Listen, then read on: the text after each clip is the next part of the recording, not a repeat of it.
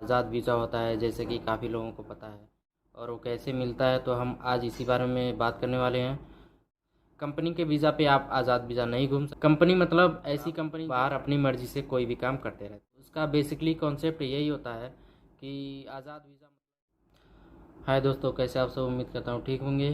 तो आज हम बात करने वाले हैं कि जो आज़ाद वीज़ा होता है, जैसे कि काफ़ी लोगों को पता है कि आज़ाद वीज़ा का नाम सुनते हैं लोग कि आज़ाद वीज़ा क्या होता है, उसमें कैसे लोग काम करते हैं और वो कैसे मिलता है, तो हम आज इसी बारे में बात करने वाले हैं।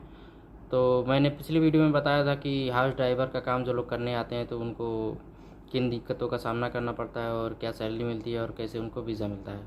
तो अगर आपने मेरा वो वीडियो नहीं देखा तो जाके देख सकते हैं, और उसका लिंक भी मैं अपने डिस्क्रिप्शन बॉक्स में डाल दूंगा, आप वहां से भी जाकर देख सकते हैं।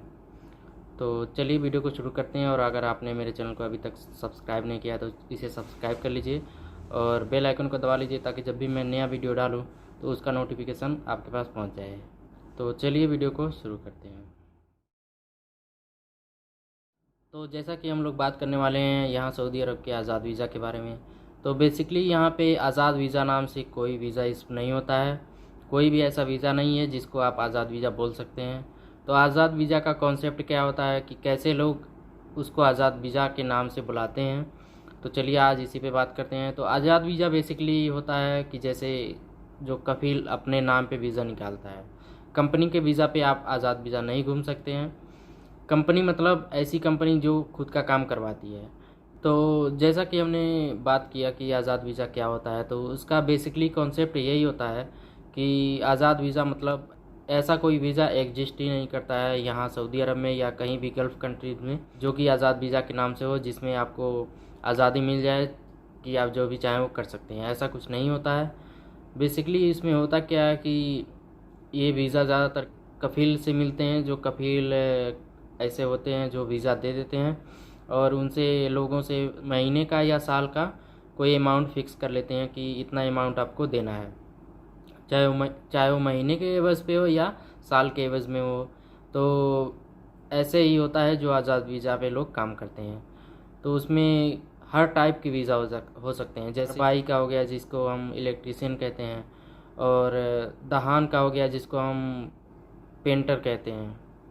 तो इसी तरह की और भी, जैसे नज्जार हो गया, नज्जार जैसे कारपेंटर। तो इसी तरह की बहुत सारे ऐसे वीज़ा हैं जिसमें लोग आके कफ़ील के पास या कहीं किसी कंपनी में काम करते हैं, या फिर आकर उनका कफ़ील उनसे कहता है कि अगर आपको बाहर काम करना है तो आप मुझे सालाना या महीने के इतने पैसे दे देंगे, उसके बाद आपकी मर्ज़ी जहाँ चाहें वहाँ काम कर सकते हैं। तो बेसिकली सऊदी अरबिया में अभी ये रूल चेंज हो चुका है कि अगर आप किसी कफ़ील के हैं तो किसी और के पास काम कर सकते हैं। ऐसा नहीं है, यहाँ पे अभी रूल ऐसा है कि आप जिस कफ़ील के हैं उसी के पास आप काम कर सकते हैं। किसी और के पास काम करेंगे तो अगर आप काम करते हुए पकड़े गए, आपको जेल में डाल दिया जाएगा और आपके कफ़ील के ऊपर जुर्माना भी लग सकता है।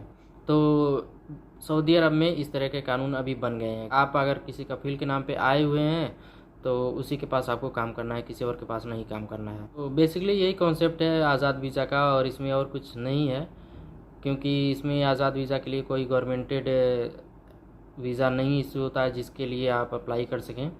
तो जो लोग आज़ाद में काम करते हैं वो इसी हिसाब से काम करते हैं, और इकामा भी आपको अपना बनवाना पड़ता है, फिर आपको रूम ढूंढना पड़ता है अपना, फिर खाने का और आने जाने का, बाकी सारी चीज़ें आपकी अपनी होती हैं। तो उम्मीद करता हूँ ये इन्फॉर्मेशन आपको अच्छी लगी होगी। तो जो लोग आज़ाद वीज़ा में आना चाहते हैं तो वो लोग अपने हिसाब से देख सकते हैं कि हाँ यहाँ पे किस तरह आप जा सकते हैं, क्योंकि अभी पाबंदी ज़्यादा हो गई है, और जो सऊदी गवर्नमेंट है उसने कानून सख्त कर दिए हैं कि अगर आप किसी और कफ़ील के पास काम करते हैं तो वहाँ पे आपको अगर पकड़ लिया तो वहाँ पे आपको जेल में डाल देगा और आपको यहाँ से डिपोर्ट कर देगा। डिपोर्ट करने के बाद आपको ब्लैक लिस्ट में डाल दिया जाता है। ब्लैक लिस्ट का मतलब ये है कि आप बिना सऊदी गवर्नमेंट की इजाज़त के दोबारा सऊदी में काम करने के लिए नहीं आ सकते हैं, क्योंकि आपने यहाँ के नियम को, यहाँ के रूल को तोड़ा है, इसलिए वो आपको ब्लैक लिस्ट करेगा। फिर अगर आप आना चाहते हैं तो जब सऊदी गवर्नमेंट आपको अलाउ करेगा आने के लिए तभी आप आ सकते हैं। तो फ़िलहाल ऐसा कोई कानून नहीं बना है